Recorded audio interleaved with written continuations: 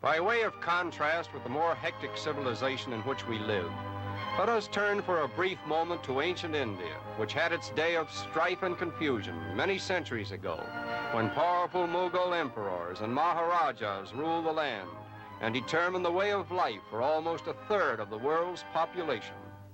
We are at Amer, formerly the capital of Jaipur State, but now a deserted city, with its imposing palace no more than a landmark for visitors who come here from all parts of the world. There are several of these deserted cities throughout India, which are built at enormous cost and then suddenly abandoned by the whim of an extravagant ruler who apparently enjoyed the thrill of building new palaces and new cities.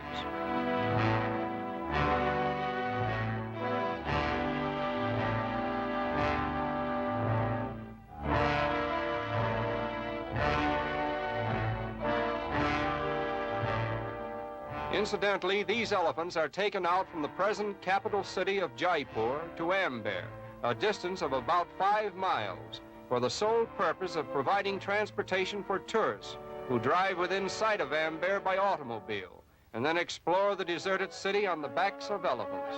But when the tourist trade is over, Amer again becomes a deserted city with no sign of life except the royal peacocks, which have never left their ancient capital, breeding through the centuries and finding in Amer enough to provide them with the necessities of life, the last vestige of color and regal pride living in the city of Amer. And now we come to the new capital of Jaipur State, known as Jaipur City, which was built over 2 centuries ago by the mathematician and astronomer Jai Singh, who aspired to make it the most wonderful city in India and succeeded at least in making it the most colorful.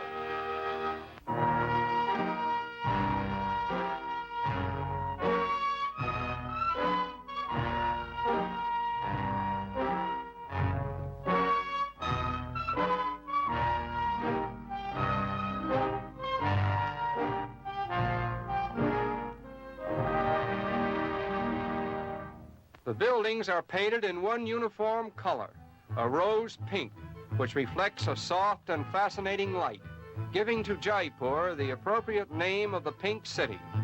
Being the dream of a mathematician, Jaipur is laid out with the greatest of regularity. The main street is over 100 feet in width and about 2 miles in length.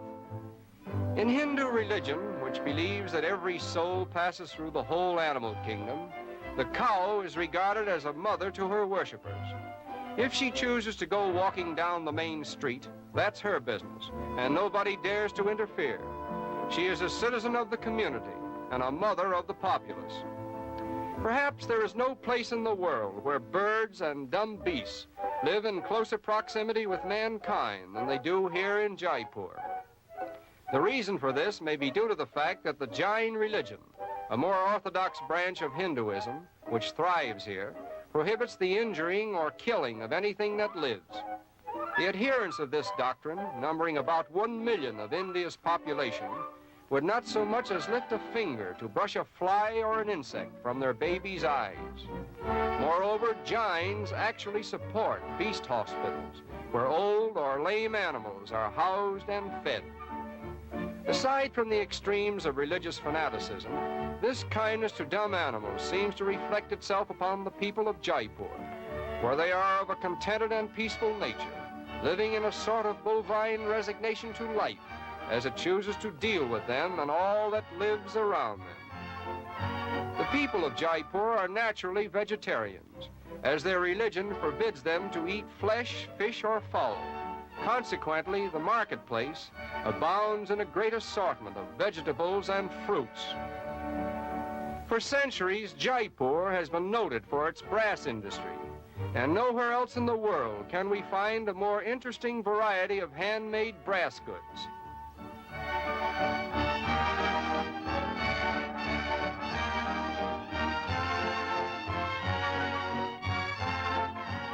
The streets of Jaipur are like the counters of a modern department store, where one may purchase at bargain prices a conglomeration of articles that are typical of India.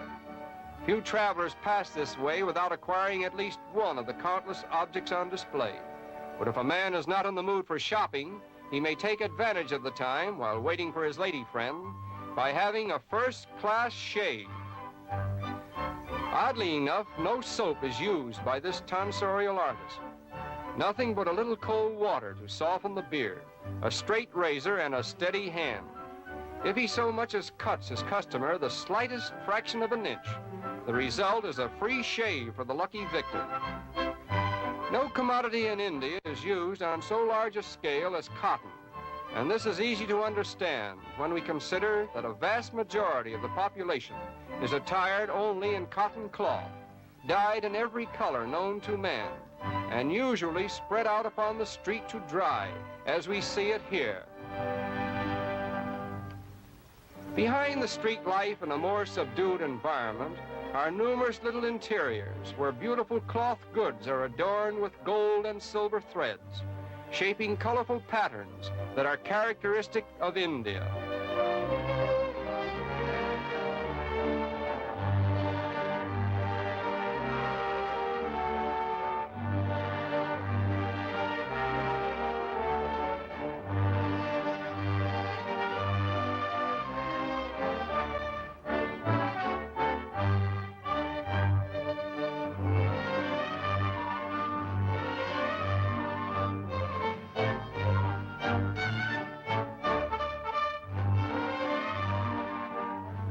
An interesting feature of this intricate needlework is the fact that it is all performed by men.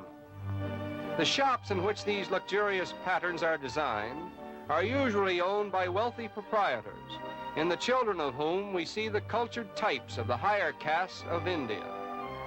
Little girls in their cradles are often betrothed by their parents to boys and young men, and it is not uncommon for a girl of 12 years to be married. The mark in the center of this girl's forehead signifies that she is married or about to be married. It is also used by the less orthodox girls as a sign of beauty. In colorful contrast to the high caste children are the street urchins, who are of a lower caste with no more social status than the animals with whom they mingle so freely.